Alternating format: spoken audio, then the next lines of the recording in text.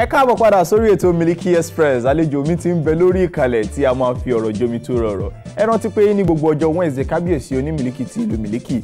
Títí ẹ ní pé ní gbogbo ọjọ́ Wednesday kó sọ̀rọ̀ nípa relationship. Bàbá ṣe ń sọ nínú ilé wa ń bí láàfin tèmi ní Miliki. Bá ṣe ń sọ gbogbo àwọn ìrírí tó ń send sí mi lórí Facebook àti káàkiri gbogbo ibi tí mo ti ń gba call. Tí mo mú wá sórí ètò tá bá ti ń resettle lórí Miliki ń bí kẹ́yìn náà máa resettle nínú ilé kókó ohun tá máa ń ṣe lọ́jọ́ Wednesday nìyẹn. Àti wípé obìnrin tí ó ń wá ọkùnrin irú ọkùnrin tó ń wá bó ṣe fẹ́ kọ́kùnrin náà rí yóò send yẹ sí mi. Obìnrin náà tó jẹ́ pé ó ń wọ́kùnrin ni ọkùnrin náà tó jẹ́ pé ó ń wóbìnrin ni wọ́n á send data wọn sí mi gbogbo wọn yẹ fẹ́ jẹ́ kó rí. Èmi kábíyèsí oní Miliki ń bí ń wà wárú ọkùnrin bẹ́ẹ̀ tó ti pè mí rí àti obìnrin bẹ́ẹ̀ tó ti pè mí rí ń bá mú wọn papọ̀. Ọlọ́run bá ṣe yanu ni matchmaking bá bẹ̀rẹ̀ láti bẹ̀ lórí ètò Miliki yìí náà ni.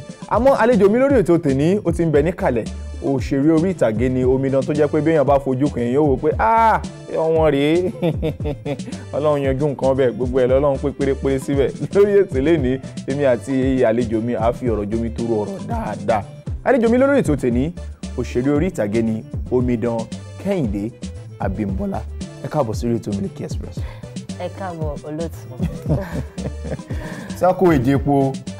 Ẹ wo adúpẹ́ lọ́wọ́ Ọlọ́run. Látòndì níbi tí mo ti fà yín ẹ kúkú dá mi lónìí náà yàrá ní dààmú ẹ bá ń ṣe ẹlù sáwọn aráalé wa.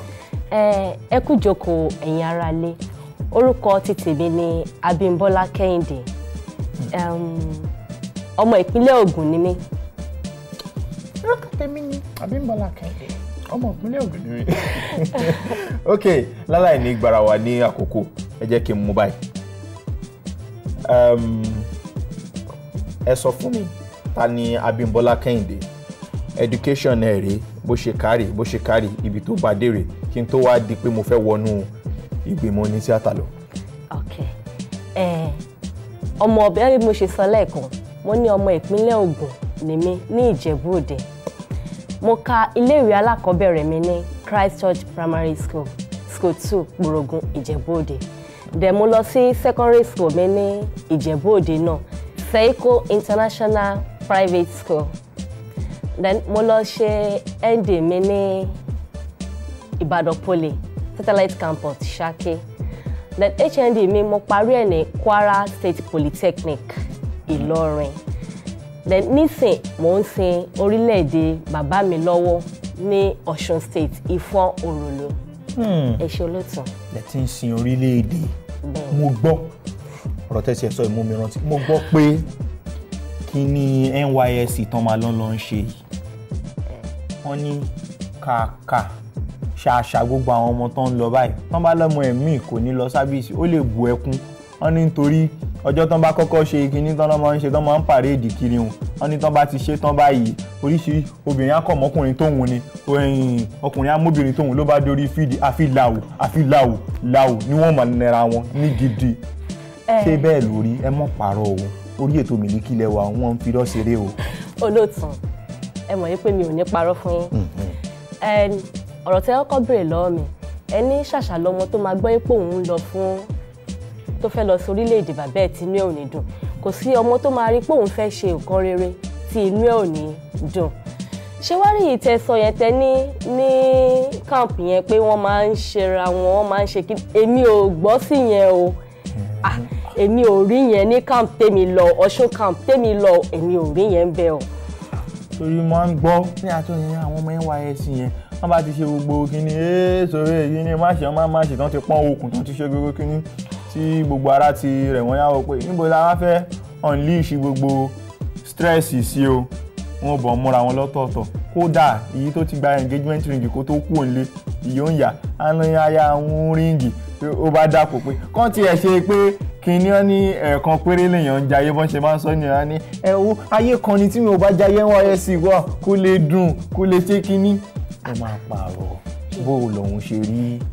Olóòtú ṣe rí èyí tẹ́ sọ yìí èmi ò mọ̀ nípa ìyẹn o èmi ò dẹ̀ rí mi ò tiẹ̀ gbọ́ rí rárá pé nǹkan kan bẹ́ẹ̀ yẹn ń ṣẹlẹ̀ no.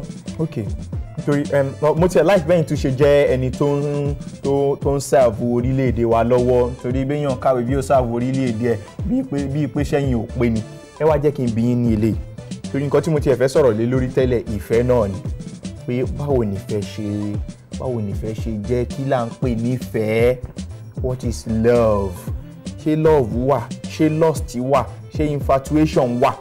Àwọn nǹkan tí mo fẹ́ jẹ́ ká sọ̀rọ̀ lé lórí tẹ́lẹ̀ ni. So ọ̀rẹ́ wa yẹn sì tẹ́ wá sọ ẹ̀, mo ti gbọ́ pé ọ̀pọ̀lọpọ̀ ibẹ̀ ló ti máa ń pàdé ọkọ wọn pé ọkọ tí mo máa fẹ́ rèé o, aya tí máa fẹ́ rèé o, wọ́n bá ti rí àwọn lórí parade ground báyà ni wó pẹ̀lú gbogbo ohun tọ́lọ́ ń bùn ẹ̀yìn má kọjá mi olùgbàlà yá máa bá lọ báyìí la ṣe ń ṣe. Kódà mo yin gbọ́ wọn lọ́ máa ń pín nọ́mbà dáàbòbò lọ́hùn, kẹ́yìn rí gbà. Olóòtú, èmi ò rí ibi tí wọ́n ti ń pín rọ́bà ìdáàbòbò. Lóòótọ́ ni àwọn èèyàn tó bá lọ sí camp, ẹ mọ̀ pé oríṣiríṣi èèyàn ni wọ́n máa ń pàdé ńbẹ̀. Àwọn nǹkan máa wá láti ilẹ̀ Haúsá, ilẹ̀ Ìgbò, káàkiri. So tí àwọn èèyàn, ó dàbí kọ́ àwọn èèyàn sí ibì kan nísìn, ó ti yé yín. Ọkùnrin á rí obìnrin tó like, obìnrin náà á rí ọkùnrin tí ó nífẹ̀ẹ́ sí. So láti bẹ̀ tí wọ́n bá bára wọn sọ̀rọ̀, Ọlọ́run lè ṣàmì sọ̀rọ̀ wọn. Ó lè gbàbẹ̀ dé ọkọ àti ìyàwó. Kò ń ṣe pé ní camp pé wọ́n ń ṣèranù àbí wọ́n ń ṣe pé kinní náà, kò sí nǹkan tó jọ bẹ́ẹ̀ yẹn o. But mo mọ̀ pé àwọn èèyàn máa ń pàdé ọkọ títí wọn, bẹ́ẹ̀ ni ọkùnrin náà máa ń pàdé ìyàwó títí ẹ̀ ní camp. Ẹ tún mọ̀ nǹkan tẹ́ sọ nínú ọ̀rọ̀ yín tó tún mú mi wò pé ọ̀rọ̀ ń bẹ nínú ẹ̀. Ẹ mọ̀ pé oríṣiríṣi èèyàn ló máa ń wá sí camp.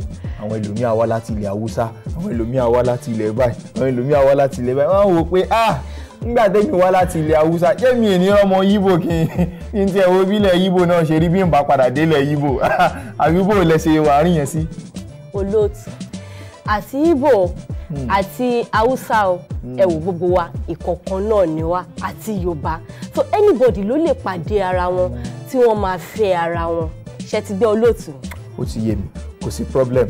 Àmọ́ ṣé nínú pé anybody ń pàdé ara wọn, wọ́n ń fẹ́ra wọn yẹn, pé àwọn míì wọ́n ń jí ṣọ́ọ̀bù oníṣọ́ọ̀bù kó, kán jí kó lọ para kán kó tí wọ́n dẹ̀ ní tí ò ní ti nǹkan kan bẹ̀ jáde. Olóòtú o, kò sí nǹkan tó ń jẹ́ pé wọ́n jí ṣọ́ọ̀bù oníṣọ́ọ̀bù kó. Ẹjọ́ obìnrin wo ló máa lajú ẹ̀ lẹ̀ kí wọ́n jí ṣọ́ọ̀bù òun kó ní káàmpù? Ẹ̀yin ẹ mọ̀ nǹkan tó ń jẹ́ ṣọ́ọ̀bù. Ẹ mọ̀ tó ń jẹ́ ṣọ́ọ̀bù, ẹ ti já fún ara yín, kò sí problem, mo ti káàṣì yín bẹ́ẹ̀ yẹn.